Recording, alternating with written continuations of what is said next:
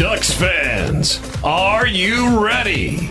You are listening to the Ducks and Pucks podcast. This is the #1 home for Anaheim Ducks talk and analysis. Here we go. Welcome to the show. This is your host, Mike Walters-Law, and my co-host, Eddie Richard, and we are back. We had a little bit of time off. It's been a crazy summer for Eddie and I, so we're going to get caught up. We're going to talk about the Stanley Cup final, more trade news about Gibson, and we've got some draft stuff to go over. The Ducks have 2 picks in the first round, so we'll talk a little bit about what we think is going to happen as that is coming up here on July 7th and 8th. But before we get to the NHL and Ducks news and all that stuff, Eddie, what's the latest with you? I know we've both been kind of busy the last couple months. Oh, yeah, I just, life, summer. You know what? I'm not a summer person at all, and it's really weird to say, but some of my worst times come in the summer. The sun drains me, and I'm really weird. I get more depressed when it's sunny outside. But if I wake up and it's gloomy, dark, the weather's going to hell, I'm like happy, energetic, and like everywhere. So it's just like the summer's just getting to me. I graduated my course, so I finished all my cybersecurity training. So I have that. So now I'm on the job hunt for being a cybersecurity engineer. So if you guys have your company hiring or have any leads, feel free to hit me up. Other than that, just been spending time with my friends. My girlfriend, she has her daughter for the summer. So I've been hanging out with the 6-year-old, which is a handful as it is. That's pretty much it. Just working and doing that and trying to be positive, enjoy every day, and looking forward to what's next going to come with the Ducks hockey team. Yeah, I hear you about being busy, man. I got promoted at work, which was good. Got more money, but I've also been working a lot. I've had some 14, 16-hour days. Been busy doing some other training and some other things, a lot of stuff going on, so I haven't been on social media as much and posting as much, but I did catch the Stanley Cup final and a lot of the playoffs, here and there and whatnot, so I was able to get those games in, despite working a lot. I was able to watch a bunch of those, and that's what we're going to cover for the beginning of the show, kind of doing the things in a little bit different order. We're going to talk about the playoffs, the Stanley Cup final. I know Eddie's super happy. His second team, Colorado Avalanche, won the Stanley Cup. So we'll go over that, and then we'll talk about the trade news, kind of the cap situation with the Ducks and the draft as well, and kind of finish out the show from there. But what a wild playoff and Stanley Cup final. I wanted Pittsburgh to come out of the East and make it. They didn't. Unfortunately, they got knocked out. We saw Tampa Bay get in there again for the 3rd time in the Stanley Cup final, and then your Avs got in there as well. Just crazy playoffs. It was exciting games in all the series, and I was really happy for the Avs. I was happy for Manson and Cogliano to lift the cup and win. A little sad for Perry, but Tampa Bay had won twice before, so not so sad for their team in my opinion, but I was happy with the Avs, and this series, Eddie, I thought that they were going to blow them out. They won that first game in overtime, and then dropped 7 on them and shut them out 7-0 in the second game. Tampa Bay came back and won the third game, 6-2 in another type blowout fashion. But the Avs ended up going on and winning this one in 6, and just kind of get your general thoughts. Eddie, I know it's your it's not the Ducks, but it's your second team, and they won. You had some former Ducks on there. I mean, you must have been super ecstatic to see these guys lift the cup. Oh, yeah, it was amazing. I wasn't able to watch a lot of them live. I'd record them and or show up late and catch late to the party, but I think it was a great series. It was fun to watch. The Avs came down and they really wanted to win. They proved it. They were an amazing team on the regular season, and they came with a chip on their shoulder. They brought in the right pieces. Joe Sakic is just a magician, and how he built this team. The draft picks he got with Byram, McCarr, Rantanen, McKinnon. This team was dead last twice the last 5 or 6 years, and for them to just come up and win the cup, it was I can't even explain how happy I was. Definitely, I was just as hungover as some of the Avs players that next day too, celebrating. But it was a good series. people were saying after that game too that, oh, Tampa's gonna get swept throughout. I kept telling people, no, they're not. Like, you don't understand. Tampa won 2 cups. They know what it takes to adjust their game and transition it, and they come out firing. Vasilevsky is the best goaltender in the world, and he always has that bounce back game. And he did. He came back, and Tampa Bay won 6-2 in Game 3, and that's when Avs fans started getting like, okay, well, what's going on? Yeah, it was one of the fun and good Stanley Cups we've seen in the last few years, and it felt like a true Stanley Cup with the whole 82-game schedule and stuff like that. So it was really fun to see. The Avs are just going nuts and going bananas. Some of the videos we're seeing, McDermott holding the cup and like kind of falling over because he's so drunk. Bowen Byram is drinking with the fans, and then he goes. He tries to go back on the fire truck with his team, and the Denver police officer goes and stops him, and he's not letting him go. He thinks he's a drunk fan, but people are telling him, no, he's a player. He's like, I'm a player too. So it was just like really fun to see. It was cool too. The Denver Police Department put out a tweet, kind of joking about the situation, saying, "Hey, well, there was no penalty, no too many men in the ice, or something like that." So that was fun to see. I was listening to the Spit and Chicklets podcast too, and it seems Eric Johnson went on the show right after they won. It was talking on there, and him, Landeskog, and his wife, they were trying to search for places to drink when they came back to Denver. And they couldn't really find anything because apparently the fans pretty much drank the city of Denver dry from alcohol, from celebrating too much from the game and the whole day after. But yeah, it was something great. Congratulations to Manson and Cogliano. It's just those 2 players, especially Cogliano. He's a warrior. He got screwed out of his Ironman streak for that dumbass George Peros. So I'm glad that they can have that together, the former teammates. And also I heard that Cogliano too delivered a really powerful Game 6 speech that really moved the players, got some of them in tears and fired them up. So it's good to see them. Perry, I don't really feel sorry for Perry. I'm not a big Perry fan, nor was I a Perry fan when he was on the Ducks. So it's like, whatever, dude. If I'm an NHL GM, I'm not going to sign Perry because you lost the Stanley Cup 3 years in a row on 3 different teams, and I believe he lost it. Yeah, 3 years on 3 different teams, but they lost in Game 5. This is the first time he lost in Game 6. So, oh well, tough luck, Perry. But congrats to Manson and Cogs. Yeah, it's kind of funny because some people talked about Perry and they were saying, "Oh, the Ducks should bring Perry back," and it's like, okay, so you think the Ducks will go to the Stanley Cup automatically if they bring him back and then lose? It's kind of funny, but yeah, a lot of people have been talking about that, how he was on 3 different teams, got to the Stanley Cup final, and then lost each time. So, unfortunate for him. But like you said, with Manson and Cogliano, that's fantastic. And I'm with you too. Cogliano, he's still the Iron Man in my book. He got screwed for sure from Peros, and that whole play with Kempe was complete BS. There's no way he should have been suspended for that hit. You could tell it was not on purpose.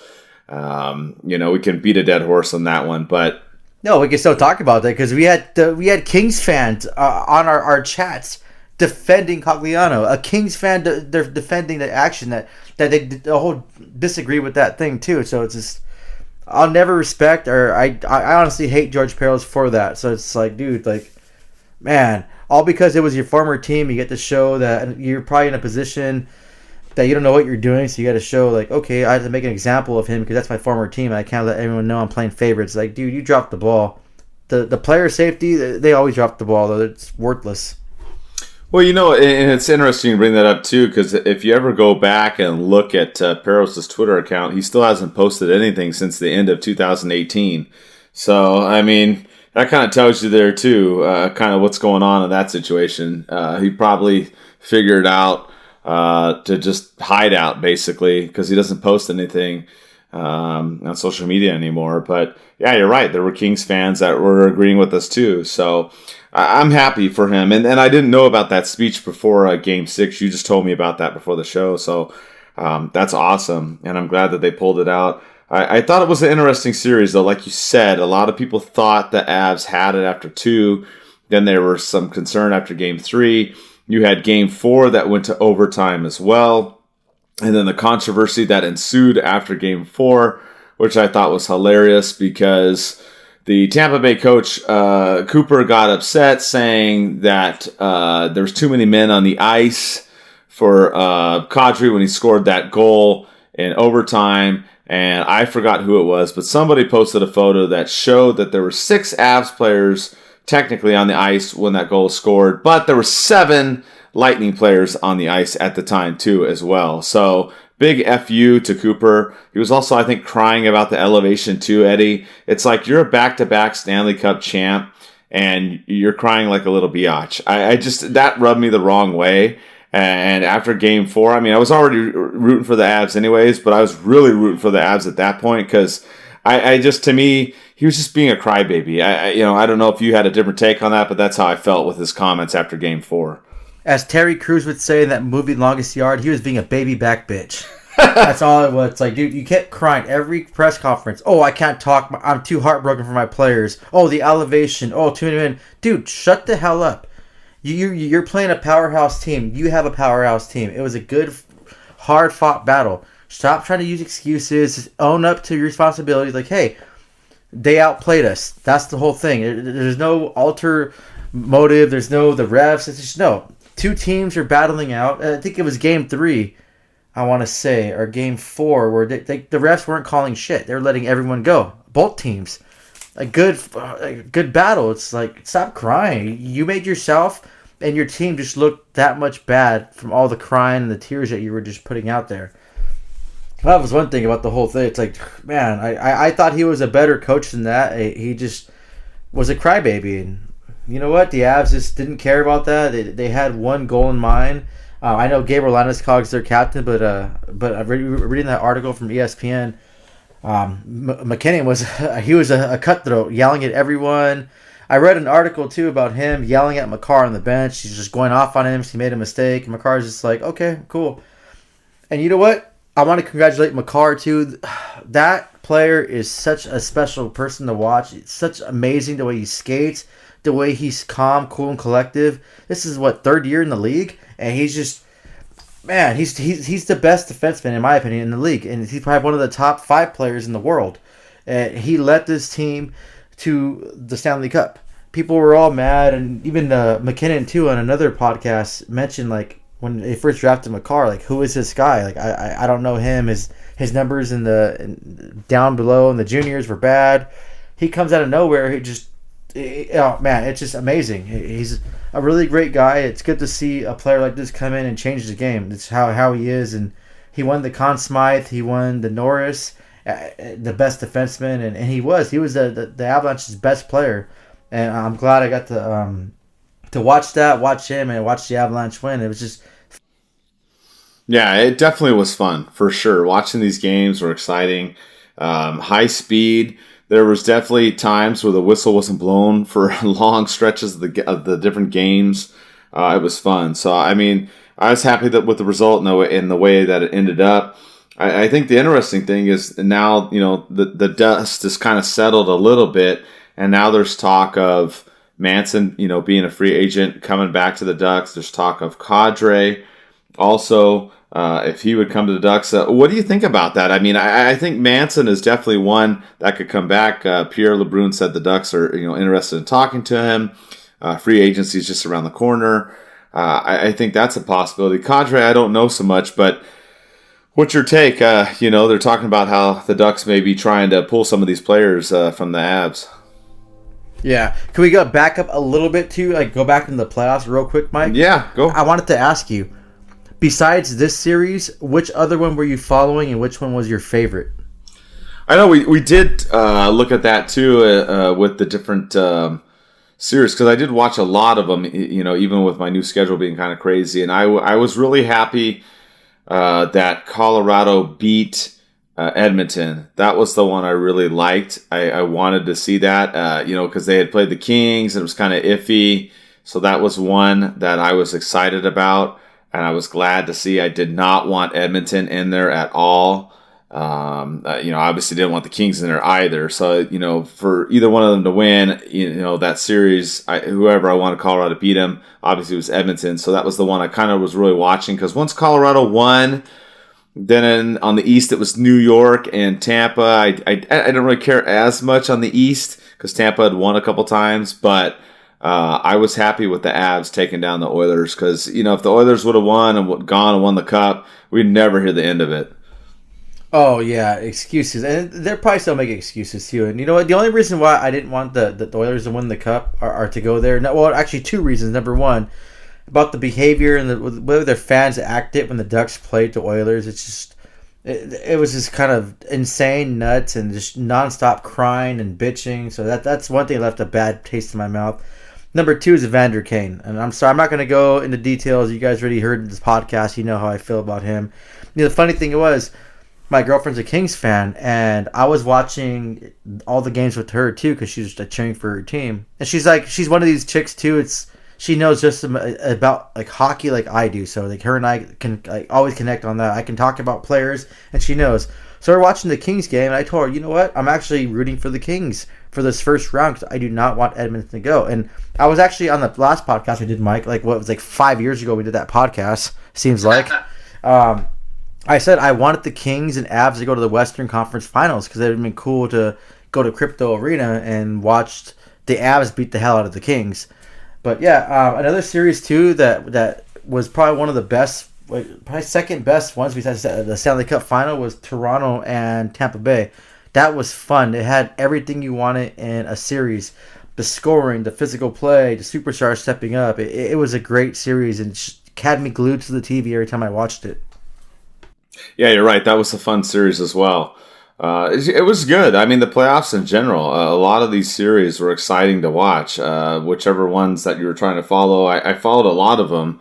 Like we said, even with being busy and stuff, I was able to catch a lot of them. So I was excited. I liked the playoffs this year. It was fun. I liked the Stanley Cup Final. I was really excited. So, and I'm happy that, your second team, the Avs, won.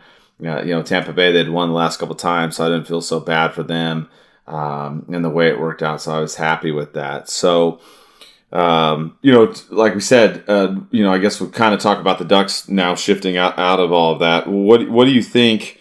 Oh, you're right. I forgot. I got to mention our winner. We did have a playoff bracket that we did do, and we had our winner, Temu Forever ! Won our playoff bracket with 334 points. So if you're listening, send us an email. So I got some prizes for you. We also had Wild Wing 93. He came in second. Same thing. Got prizes for you. And Eddie, you came in third. So you just get, I don't know, a bag of pucks or something. I'll take a hug. I'll take that if you can give me that. No, you know what's funny? I was like, besides the Avalanche and stuff, I was just guessing the most far-fetched ideas of who's going to win and what games and what pucks or goals are going to get scored. So I'm kind of like, this is the best bracket I've ever had in my life. So I'm pretty happy about that. Yeah, you did pretty well. I was fine because I had Colorado going all the way to the Stanley Cup Final, so I did good on the Western Conference side. The Eastern Conference side, I got blown up because I had Pittsburgh and they got knocked out, so that's what kicked my ass. But I did well on the Western Conference side, so that's why I wasn't in there in the top group. But yeah, like I said, Temu Forever! And Wild Wing 93. You guys are in first and second. We got some free stuff for you guys, so please email me. Hit me up or message me. I'm pretty sure I know who Wild Wing 93 is. So I'll get a hold of those guys and get you guys some free stuff for sure on there. But yeah, like we said, exciting playoffs. Happy for the Avs to win. Now we kind of, we got the draft. Yeah, we got business, right? Yeah, we got the draft, free agency, whatnot. Just a reminder, one of our sponsors is Body Check Wellness. Check, CHEK is how it's spelled. Use the code OCS, all capital, for a discount. They have a lot of supplements there, all natural stuff. So check them out for those kind of needs if you're looking for stuff to help give yourself more energy and positive health. So bodycheckwellness.com. So with that, though, Eddie, what do you think about the Ducks? We'll kind of start with this part. What do you think about Manson or Kadri coming to the Ducks? Do you think they're far-fetched? It could happen? What's your take? Let's talk about Manson first. I want to hear that first. I think that's a possibility. He won a cup, and they have a good group of guys over there, and Colorado's going to be a powerhouse team, so I think that's maybe a possibility for him too to stay over there. It just, can they afford him? They have McKinnon's contract coming up. He's only making like $6+ million a year. Really underrated contract. Joe Sakic's a magician at figuring out things and making it work. I don't think Kadri will be on the Avs. He's going to command a crap load of money. I want to say $9 million plus. I think Manson would be a good possibility if he wants to take a hometown discount to come back to the Ducks. And I wouldn't be opposed to that. I like Manson a lot, and he brings that a Stanley Cup winner mentality. Like, you have a Stanley Cup person on your team, show the ring off, get the boys fired up, and let them know. I think he's one of the leaders on the Ducks too, and he can help the Ducks once they get past this rebuild stage onto that next level, because he's going to know what it takes, and he's seen one of the best players in the world, maybe two of the best players in the world, of McCarr and McKinnon. They know how they train and know the expectation of a championship team is. So I wouldn't be opposed to that. I did read another thing that's one of the analysts, and I can't remember his name, so I'm sorry about that, about him possibly being a target for the Kings too. Maybe he loves living in Southern California, and maybe he'll consider that. I hope not. I'd lose my mind.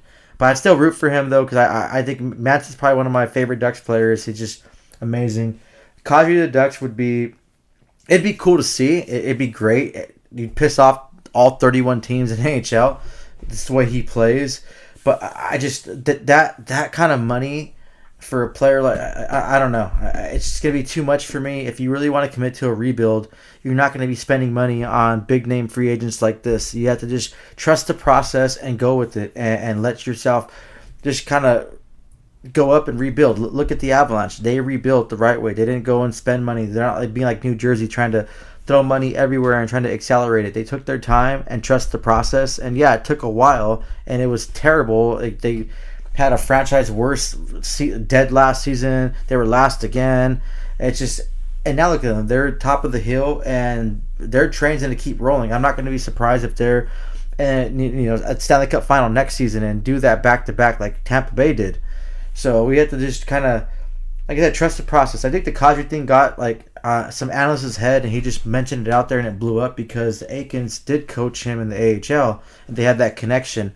But it's just, as much as I like the way Kadri plays and I like his style, I don't think it's the right move to do. Yeah, I agree with you. I don't think Kadri is going to come to the Ducks. I think it's too much, like you said. I think he'll go to another team.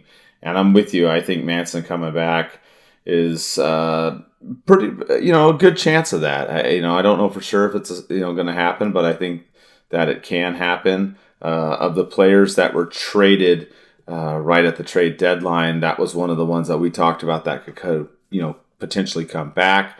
Delorier was another one. Lindholm, we knew wasn't. Obviously, he signed that big contract, and he kind of made some comments too that were kind of interesting. But we knew he wasn't going to come back. Raquel, I don't think I see him coming back, but I would keep my eye on Manson and potentially D'Lo, because I know from several people close to D'Lo that he did not want to leave Anaheim and he wanted to stay. So those are a couple of those players out there, Eddie, that I would watch as Manson and D'Lo. And I would not be opposed to that. I love D'Lo. He was my favorite player on the Ducks. Just a brutal guy. Went out there, team first mentality. I hated seeing him in a freaking Wild jersey. And I hated cheering for him while he was in the Wild jersey because I hate the Wild. But it's just I hope both of them come back. They have a place. There's a spot for both of them on this team. We saw what happened to Troy Terry during the Arizona game, and trust me, there's still bad blood, and I think that the Ducks need to beef up their roster a little bit to protect players like Zegras and let them do their thing. They're the future of hockey, whether you like it or not. I hate change. That's one of the things I hate the most. I hate the way the game is getting watered down, but I do love the skill and players like Zegras, how they're changing it. Like Makar, the same thing. It's different. You have to. It's kind of a hybrid of what it was before. So I think bringing Manson back would be good. Like I said, he's a well-liked guy in the locker room and the community as well. As far as all Ducks fans, he brings that physical edge, that stay-at-home defenseman kind of type, and he's a leader. And then also bringing back Laurier. I mean, what's more to say? If you pissed off, if he was there that Arizona game, that whole thing would have been different. Yeah, I'm with you. That's one thing we'll talk about too with the draft picks later on in the show about size and whatnot and how that factors into kind of who we look at. But I'm with you too. You bring those guys back. That's kind of been an issue with the Ducks is you got a lot of young guys and talent and skill. But once you traded away those guys, the size has kind of gone down. So that's something that we're going to look at. Another part of this that's interesting, and I don't know if this will ever go away, maybe at the end of summer or whatever, but the Gibson trade rumors popped up again, which I'm just kind of tired of that. But Frank Cervelli has him listed in the top 10 of his trade articles he's been posting. I believe last time he was 7th. And they talked about on their podcast how Gibson's been frustrated with the Ducks play as of late, which all of you already know that. That's like saying the sun comes up in the morning. It's not really, a big surprise. But the interesting thing is you had Nick Alberga saying that Gibson's open to being dealt and informed the Ducks of that. But then you had Gibson, his agent, and Eric Stevens all come out and say that that's not true. So you had a lot of that going on for a couple days recently. I think it's interesting, Eddie, with that whole thing going back and forth, because I've heard conflicting reports too. I had someone that saw Gibson recently that said that they were excited to, or he said he was excited to see everybody in the fall. And I've had other people tell me that, there's a good chance he's going to get traded. So I've heard conflicting things, but what do you think? I mean, there's always the potential he could be traded, but what do you think about all these comments? Because you had all these different people saying stuff after Nick's statement on Twitter, and then he got shot down by his agent, Gibson himself, Eric Stevens, etc.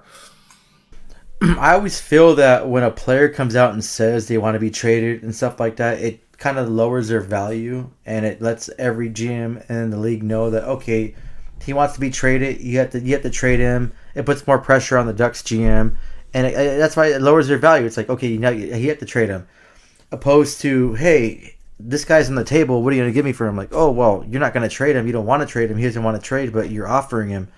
I don't know. This one was a hard one.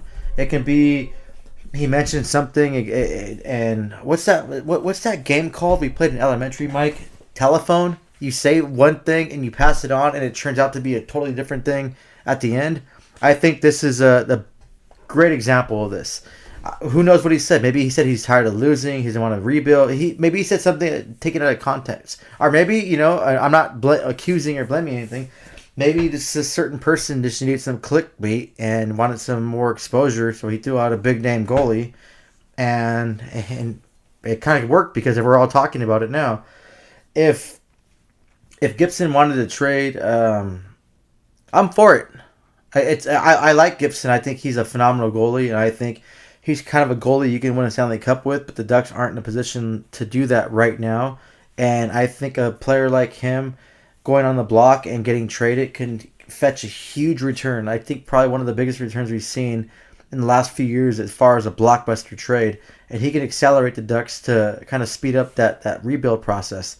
Do I want to see him go? No. But do I want to see the Ducks be better? Yes. So I think it's just, I don't know. I want to say it's more speculation and just more people wanting to get clickbait and something to talk about, which we are. I don't see anything going forward for it, but we have a new GM, and he has no personal ties about Gibson or anyone on the team that he didn't get himself and build. So I like what I've seen so far from him and what he's done, so I'll trust his processes. And if he does end up trading Gibson and goes that route, then I'm going to put my trust in him as a Ducks fan and see what he can do. And he did a great job at the trade deadline already, and we'll go from there. Yeah, and the Ducks are definitely in a situation where they have tons of options. I mean, they've got to spend about $18 million to get to just the cap floor. So they have that to deal with. They have tons of picks in this draft. They've got 2 first-rounders, the 10th and 22nd. they've got 2 second-rounders, a 4th, 2 5th, and a 6th-rounder. At least at the time of us recording. There may be a trade or something, or who knows, because stuff always likes to happen after we record. Don't say that, please. Don't say that. I know. So you have that, and then Saravelli said, too, that the Ducks are willing to take on bad contracts to get more picks and assets. The Ducks did try to get Dandonoff. We knew how that all got screwed up with the Central Registry, and that went down. That didn't happen. Then we saw Dandonoff get traded later, and we were all cracking jokes. I don't know if you saw that, the Ducks social media and us, we were cracking jokes about that trade being actually made for real. And then also the Ducks did take on John Moore in the Lindholm deal. So I'm really curious to see what's going to happen. I think it's going to be a busy and kind of fun summer for the Ducks because Verbeek's got a lot of options. I'm kind of 50-50 with Gibson. I'm with you. If they keep him, I'm fine. But if they trade him and get a lot in return, I'm good with that too.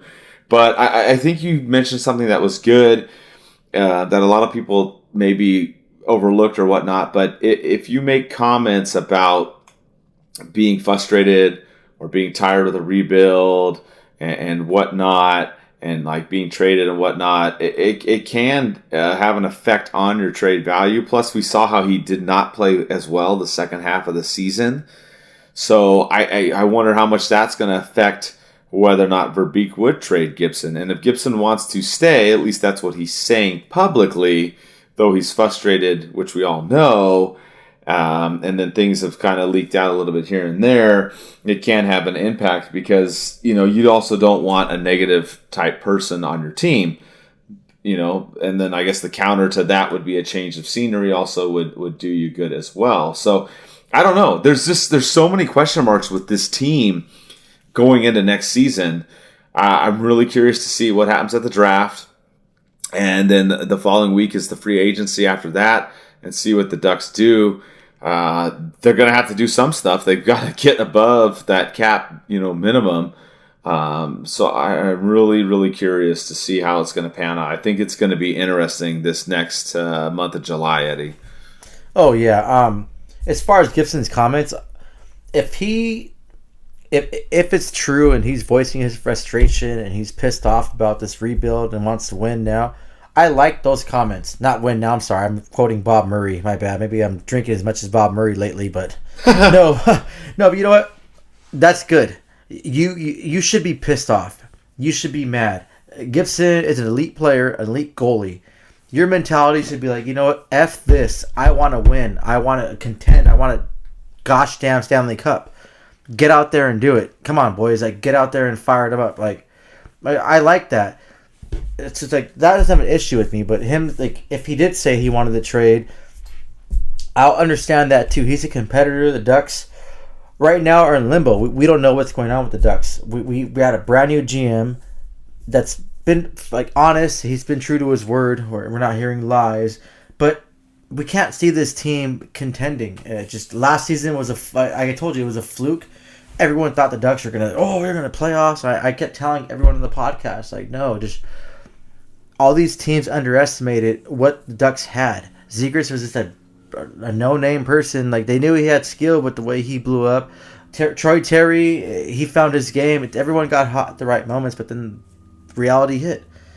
So, I'm just saying, Gibson would be the biggest trade thing that the Ducks can get. And also, you know what? They have 2 first-round draft picks. I would trade that 22nd pick to something. This is a weak draft class. Add that to something. I definitely take on bad contracts. You have teams like Toronto. You have teams like Tampa Bay. You have Colorado that if they want to sign Kadri and make him work with that $9+ million contract he's probably going to get because he kind of deserved it. Do something and get some prospects, get some assets. Next year's draft class is supposed to be really high, and a lot of good players supposed to come out of it. So why not just load up and build for the future? You see teams like Arizona doing that already. Arizona's just been taking on bad contracts for the last 2 seasons. So let's go that route and do that. Yeah, and I think there's a high likelihood that that's going to happen. I mean, if it's being known and the Ducks got to get up there and he wants to get more picks and assets, then I'm curious to see what's going to unfold here in the next couple weeks coming up. Real quick, we'll talk about the 10th pick. Thomas wrote an article with some players on there. We'll mention that. The article's out there if you haven't read it yet. He's also got an article out there on the 22nd pick with some options in there. We'll talk about both of those. Before we go to that, check out buckedup.com for your energy needs and pre-workout and different things of that nature. Eddie uses it.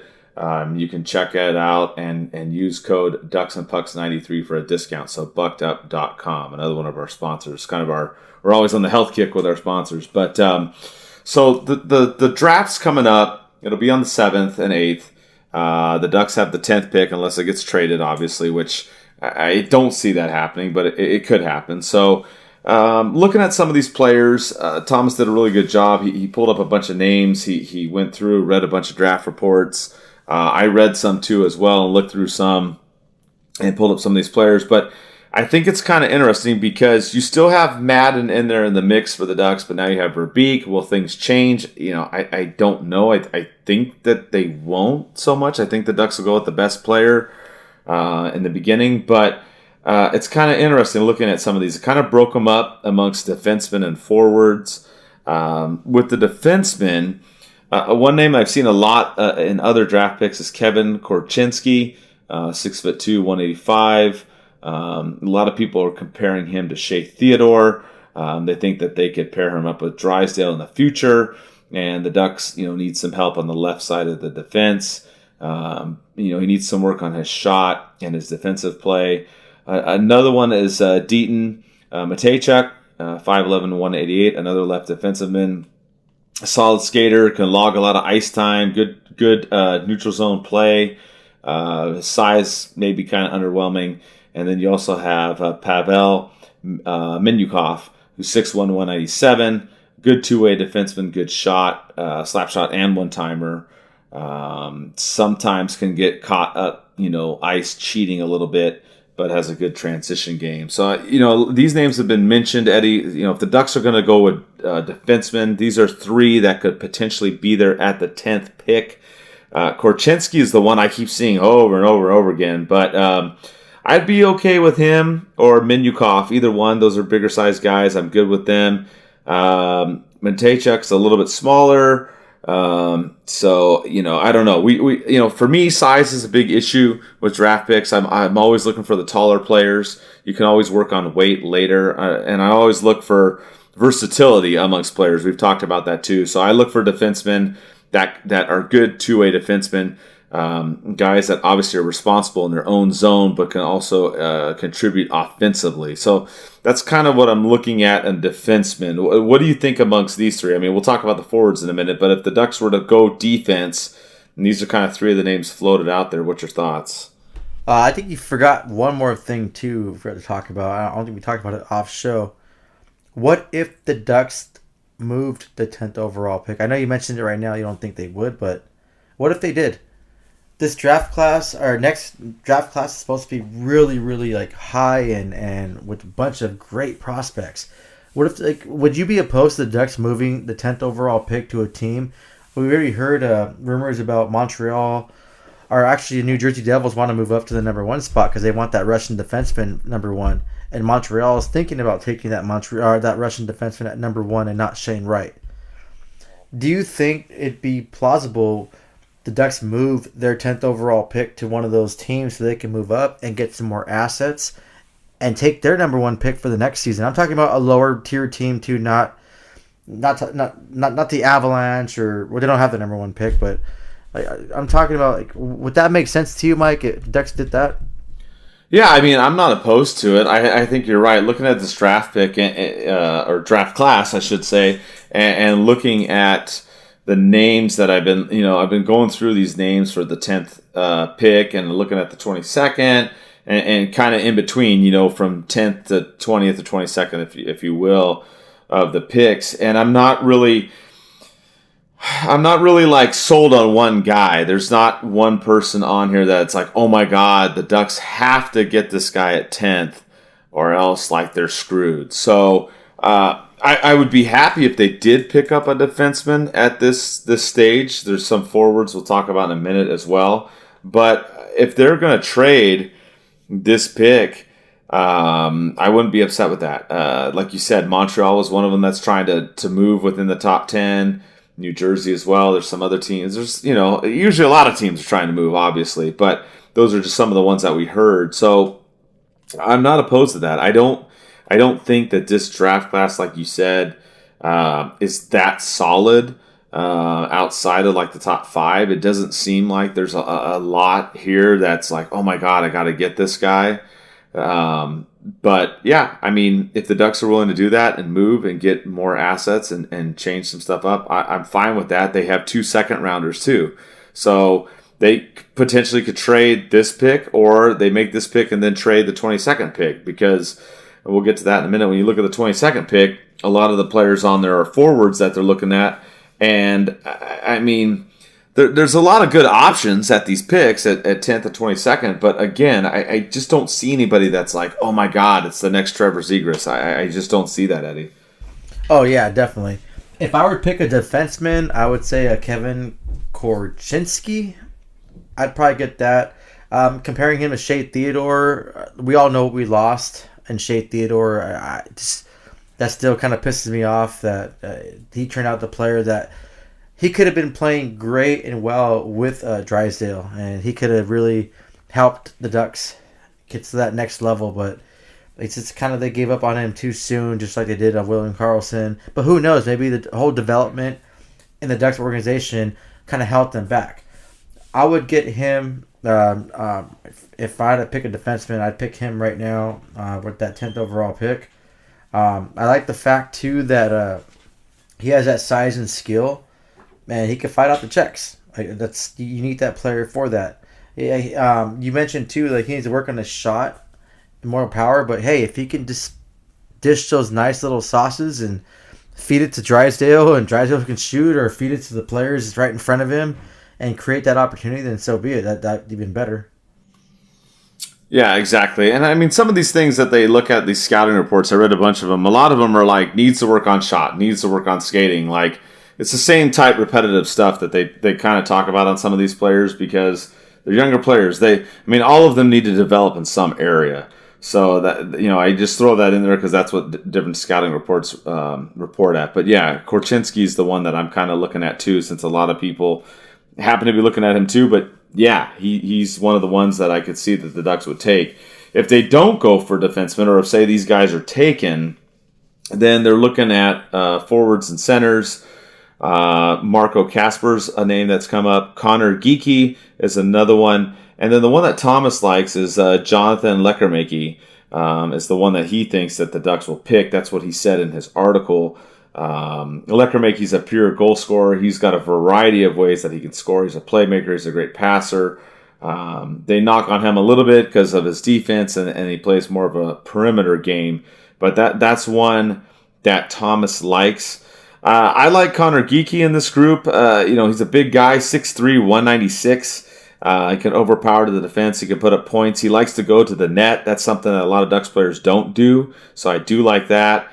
Again, they talk about him working on his skating and his positioning a little bit defensively. And then Marco Kasper, Swedish player. Obviously Murray used to be big on them. I don't know what Verbeek's stance is on there. He's kind of maybe the dark horse, I would think, for the Ducks to pick, because they're talking about him maybe being a top 6 forward, but probably being more like a third line center / forward. He can play both positions, which I do like that. That's another thing I look for, is versatility amongst players. Like I told you, I like defensemen that can play offense and defense, and I do like forwards that can play center and wing. So I do like that. But of these 3 guys, I lean towards Geekie more out of this group, if the Ducks are going to go with a forward at 10th, Eddie. Well, he's the most logical choice for me too. We lost our big power forward. I forgot his name again, Mike. What was his name? That player we just that announced his retirement. I think it's like Ryan Getzey or something. Ryan Geeky, Ryan Getzloff. Yeah, no, that's fun. Yeah, you know what? I would go for him. We need that big physical force at center. We need someone to develop in that role and kind of take. I don't want to say take Ryan Getzloff's spot, because Ryan Getzloff is such a special player, and there's no player can ever take his spot. But kind of just try to fill that role and fill that gap that the Ducks really need you need someone big, physical, and strong that can get to the net, that can create open space for Zegras, and if Milano's playing on that line too, or whoever's playing the opposite line of Zegras, and just let them work their magic. I think Zegras it plays well on the wing, and he has more time and space on that option, and I think this would be a good draft pick.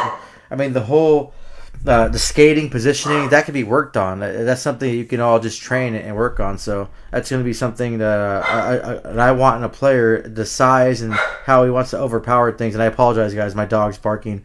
But yeah, I would go Connor Geeky. Yeah, I'm with you. That's kind of my pick out there. I mean, I wouldn't be upset with Lekner-Makey either, but I just think Geeky's kind of the one I would go with if they're going to go with a forward at 10th. So we'll see what they do. If they don't trade the pick, you've got some solid guys, defense or at forward there. A couple options that we mentioned. It seems like when you get down to 22nd, most of the players they're talking about are forwards at this point, mostly centers and wingers. If you're looking at the centers, some of the names that have come up are Brad Lambert, Nathan Gaucher, and Yuri Kulik. Those are the three that have come up. They're all pretty decent-sized guys, all over 6 foot tall. Gaucher's 6'3", 207, a big boy. Good hockey IQ, good playmaker and making passes. He'll go into the corners as well. Good at the face-offs. Some have compared him to Niedermeyer, Rob Niedermeyer, that is, and they're saying his offense is maybe a little bit limited. That's kind of the knock on him, they've said. Lambert's good at skating. He can play wing and center. Likes to go to the net, which I like, but they say he's inconsistent with his scoring. And then Kulik has a good one-time shot. They think he could be a potential top 6 player. But same thing. Work on skating is another thing that they talk about. So if they go with the center at the 22nd pick, I'm not really upset with any of these three, Eddie. I think any of them can work out. They all look like they're big guys. Most of them can play center and wing. I wouldn't really be upset with any one of these picks. Yeah, it's going to kind of be like, I guess, like flip a coin and see who's going to work out. You never know. Players like, look at Kucherov. He wasn't the top draft pick. He's just one of those people in the middle. I want to say Brad Marchand wasn't, or Bergeron. One of those players weren't like a top pick. They were just kind of those middle picks, and they worked out really well. Look at Manson. He was a 6th or 7th round draft pick that round, and look at him. He's a top 4 defenseman and a Stanley Cup winner.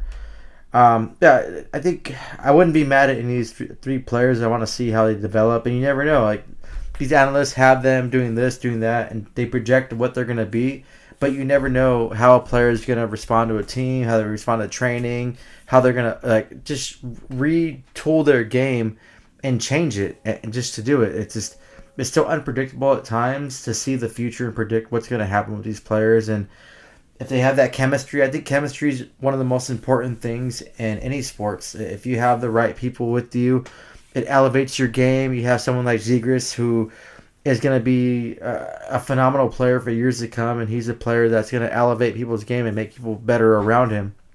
So I wouldn't be mad at either one of these picks.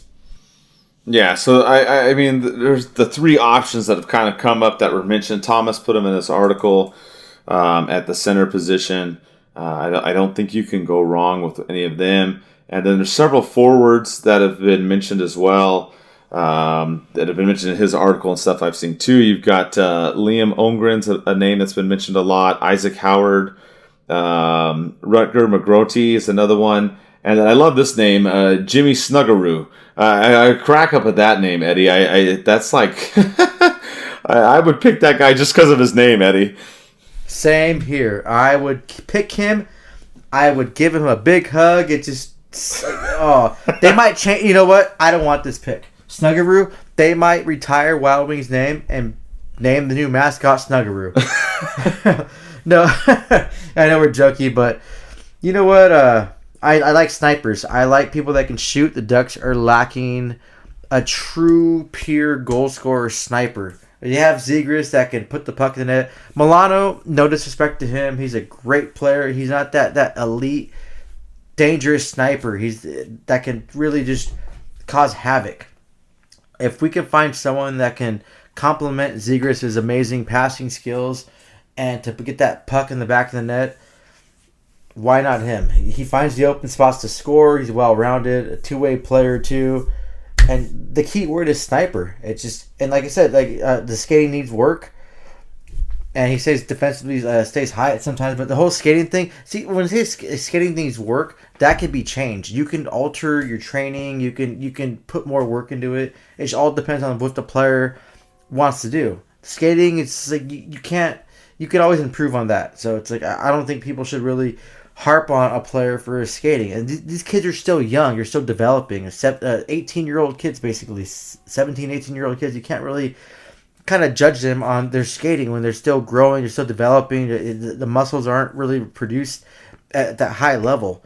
So, I mean, him being a sniper, I'd go for that. Yeah, that's a big thing I look at too. And you're right. A lot of the scouting reports are like, oh, needs to add size. Oh, needs to work on skating. It's like, okay, you could say that about anybody at a prospect level that's being drafted. My thing is, like we said, versatility. Especially if you're a forward, if you can score in a variety of ways, and you're a sniper like Snuggeroo is that's great. Isaac Howard can score in a variety of ways too. He's not as tall; he's 5'10". I kind of like the guys that are 6 foot and taller, but he can score in plenty of different ways. McGrody, same thing; he can score a lot of ways. He's 6 foot 205, big dude, can back check and block passes. Is good. And Ongren as well as 6'1", 187.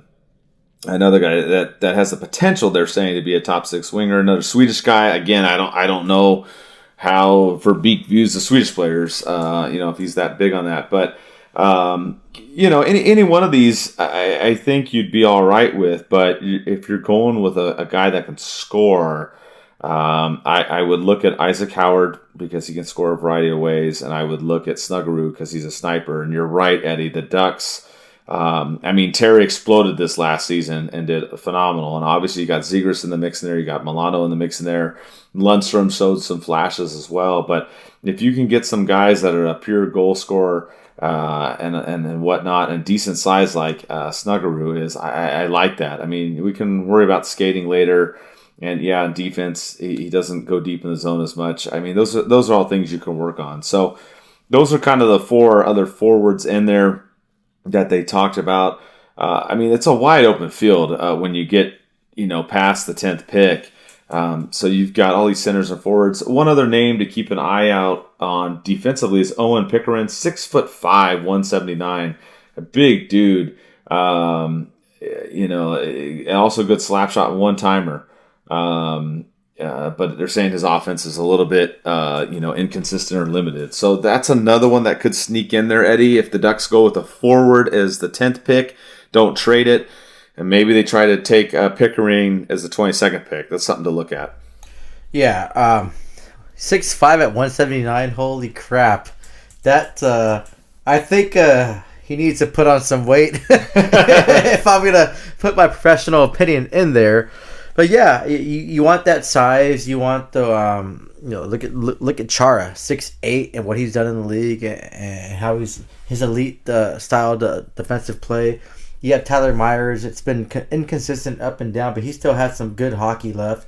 He has a really good reach. He can provide that ability right there. And his size obviously is gonna benefit him, but he needs to put on a little bit more weight on that. And you know what, Bucked Up can help him. They have some protein stuff that can help people gain weight. I had a recent buddy from the Army reach out. She wants to gain weight. She's really tiny, wants to gain a healthy weight. So I put her in touch with some products I have from Bucked Up, and my coach and trainer too. Which, you know what, Mike, too, I forgot that I mentioned in the beginning of the show. I've gained 10 pounds. Like, holy crap. So I blame life and my girlfriend for that. So I'm gonna drop these 10 pounds, and I'm gonna use the products that we talk about. Yeah. Yeah, but you're happy. That's a good thing too. Don't forget. I looked down and saw my stomach. I'm like, yeah, nope. I'm with you, man. I've been working long hours and I have not had as much time to work out, unfortunately. I need to get back to it. Oh, man. But yeah, you're right. Yeah, the Bucked Up's a great thing to look at. You got some league stuff we'll talk about here. We'll wrap up the show with. Don't forget also to check out our other sponsor, Norse Beards, for all your grooming needs for all the guys out there. You use the code OCS, all capital letters, to get a discount as well. So Norse Beards for all your grooming needs and whatnot. Couple things that happened around the league. I wasn't really happy about this, Eddie. You and I talked about it before the show, but we can talk about the small stuff before we get into that big one. Yeah, that's true. We can. You want to go with it? Yeah, let's talk about Pavel Datsyuk. He retired officially from professional hockey. He played on the Red Wings. He was probably one of the best skill handlers in the whole entire league. The way he moved that puck, the way he scored those goals, it was just something that it seems like can never be replicated ever in this whole entire league. And I want to congratulate him and wish him all the best, his future endeavors, and wherever he's going to play. His last team, he's over there in Russia. He wanted to go home and play. So I wish him all the best. And one other league news before we get into the big one. Rick DiPietro. Everyone says happy Rick DiPietro Day because July 1st, all the bonuses get paid out. And if you guys don't remember his name, he was signed one of the biggest contracts in hockey history before they had a limit on the contract, signed like a 15-year deal. Well, he got bought out 7 years into that. He just couldn't find a way to stop getting injured. So he's going to get paid $1.5 million until 2028. So happy Rick DiPietro Day. Yeah, that guy's making some serious paper. Good Lord. And yeah, you're right. With Datsyuk too. I mean, that's good. Happy for him as well, for him to retire. There's also been a lot of coaching news too, and coaches going around. I'm not really going to cover that. I mean, you can kind of go look at all that. I mean, it doesn't really affect the Ducks too much, but a lot of that's been in flux. There's coaches that have been replaced, the new ones that are going out. That's kind of going around. And then now the teams are starting to sign players too as well. You've seen some little minor trades and things that are going on. The big one that Eddie was alluding to was Fiala. A lot of people thought maybe the Ducks would get him. They didn't. He ended up going to LA for a prospect and a first-round pick. And then he signed a massive 8-year extension for $7.9 million per season. I have mixed feelings about this. I get frustrated when I see the Kings. It just seems like they always nab certain players, when maybe the Ducks could be in the mix or have the potential. But then I see the 8-year, length of this contract, and that's way too long in my opinion. So I don't like that he went to LA, but, it is what it is, Eddie. Yeah, you know what? Congratulations on him having a great season last season with Minnesota. He had 85 points, 33 goals, 52 assists. The only time he had over 50 points was the first season, or actually the 2019-2022 season with Minnesota. He's a 4-time 20 and over goal scorer. I don't know. He's 25. I'm not sure with him. It seems like a little bit of an overreach and not overpay, but over term for a player like this. Kings are gambling. And you know what? I respect them for that. I respect Rob Blake on taking these chances and trying to better his team. Denault, people gave them crap for the contract he signed with them, but he became one of their best second-line defensive shutdown centers. His presence has been known over there, and his offensive ability sparked. So Rob Blake is another one that's willing to take chances. And as a Ducks fan, it sucks to see the Kings doing this and they have success. Part of me wants this guy to flop and the Kings to be in cap hell, but then I hate to see players and wish that upon players like that. He's a Minnesota player, so maybe it's a little bit of me is okay, cool, hope he double flops, but I don't know. It's a little bit of an overreach. The Kings had a Cinderella season last season. I don't think they're a contending team at all. They have questions in net. They lost Drew Doughty of the playoffs, but even that they couldn't compete. They took Edmonton. Edmonton's used to choking. If they would have faced the Avalanche, it'd have been an easy sweep. And I think they would have scored 3 or 4 goals in that whole series, and that's it. They would have been done. But you know what?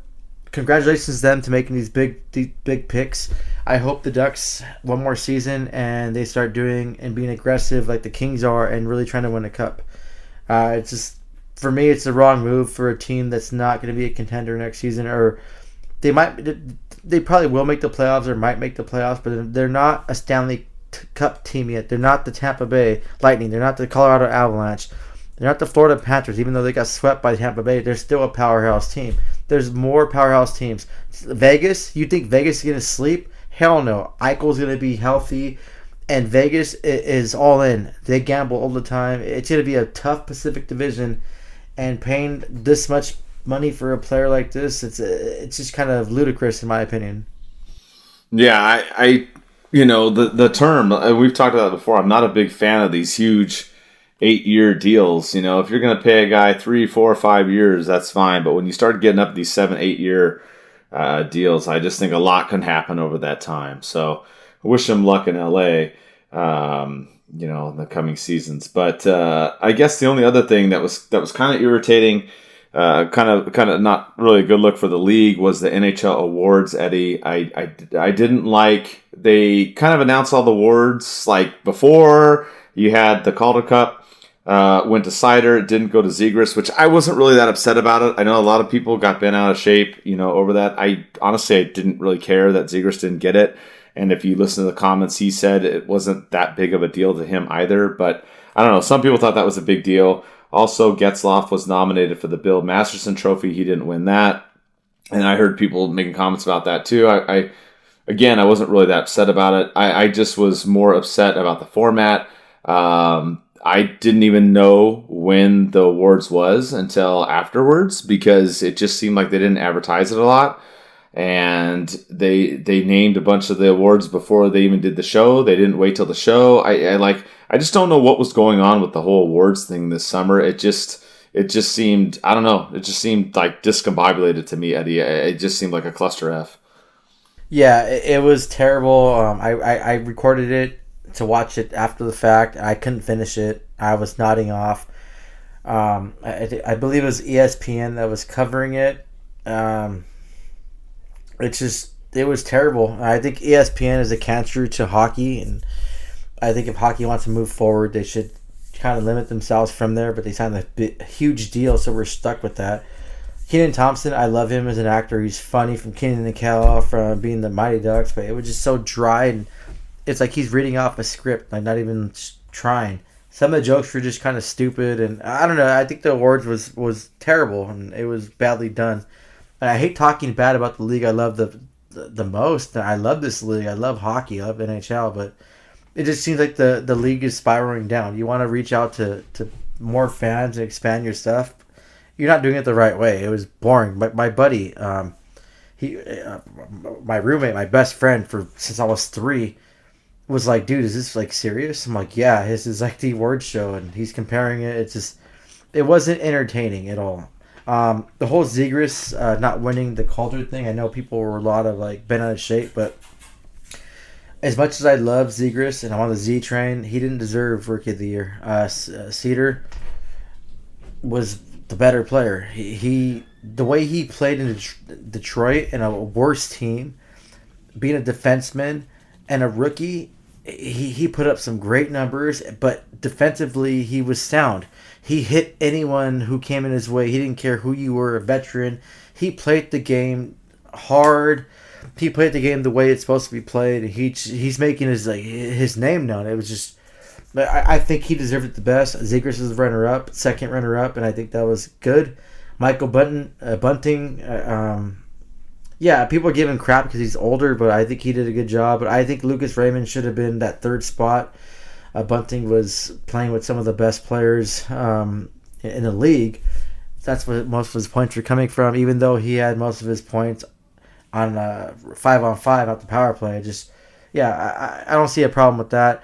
Getzlaf not winning the Bill Masters, or I'm sorry, what was that thing again? Yeah, I'm sorry. I'm reading off the thing.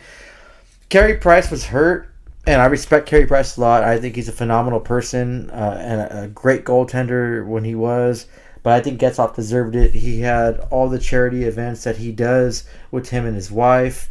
He's been a leader and a pillar and an inspiration for hockey for tons of years, and I think, I mean, he goes and what reading right here that he donates his time and resources to help kids who couldn't afford to play. Over 18,000 kids participate in Learn to Play program. It's just, I don't know. Maybe I'm being biased, but I think Getzlaf should deserve its reward. Carey Price was hurt most of the time. He does a lot of stuff too, but I think this year it should have been Getzlaf. But I don't know what's up with the league, Mike. They're announcing the awards during the playoffs. It's the whole the hockey awards during the Stanley Cup final. You bring Victor Hedman and Cale Makar while they're still playing the Stanley Cup final. Make them go to those awards.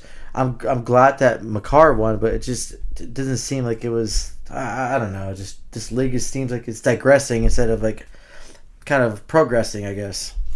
Yeah, I don't know. The format was just weird, like you said. I don't know why they were announcing awards during the playoffs, the Stanley Cup final, and all that. And like I said, I got confused for a second. I thought there wasn't even an award show, and then I realized the day after it happened, oh, there was an award show, and I'm like, well, they already announced most of the awards beforehand. So I don't know. I don't know what they were thinking. I don't know why they didn't do it in Vegas like they normally do.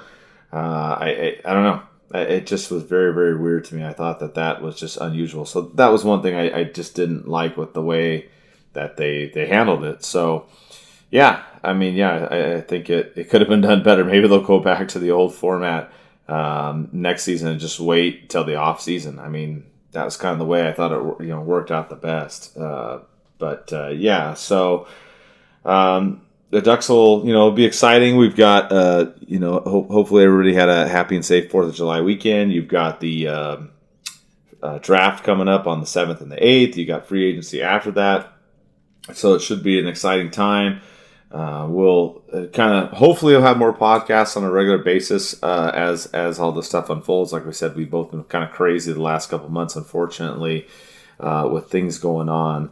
And we didn't do any fan questions this time, but we'll do them for more of the shows. Our schedules have been just really, really crazy, so we appreciate all the support, especially Thomas, too. He's cranking out all the articles over the summer, the prospect articles, draft articles. He's going to have a bunch of stuff he's doing. He's really helping us out, carrying the weight over the summer, so I appreciate him helping us out a lot.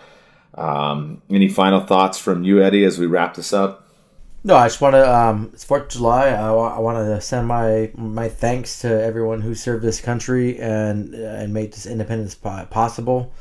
From way back in the day, it means a lot to me. I have a lot of pride in this country, and despite the stuff that I don't like, I really respect that people that laid their lives down for us and done that. So, happy Independence Day, and it's still, regardless of what's going on, it's still the greatest country in the world to live in. So I want to give that. Thomas, too, a shout out to him. He works his ass off, and he really goes down and attention to detail and really breaks down all these prospects. He's our subject expert on the prospects, and he does such a great job of putting it together. Hopefully we can bring him on the show after the draft, where he can give us the input and stuff like that. Mike, too, congratulations on your promotion and everything you do. Like he said, we're both really busy, so we apologize that the coverage hasn't been 100% right on the spot. We're both trying to figure that out. If you guys are looking for a position on Ducks and Pucks to write or help with social media, just hit Mike or myself up. Other than that, I hope everyone had a safe and happy 4th of July. Hopefully your fingers are intact. And hope Zegras is being Zegras.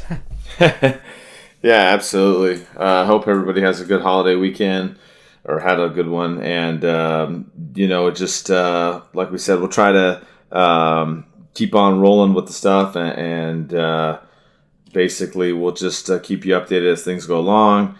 We'll have more shows and more fan questions moving forward in July and August as well. So, with that, thanks for all your support. Like Eddie said, if you're looking to join Ducks and Pucks and write and help out, please let us know. Check out our store at tpnhockey.com. And with that, we'll see you hopefully sooner than later. And let's go Ducks.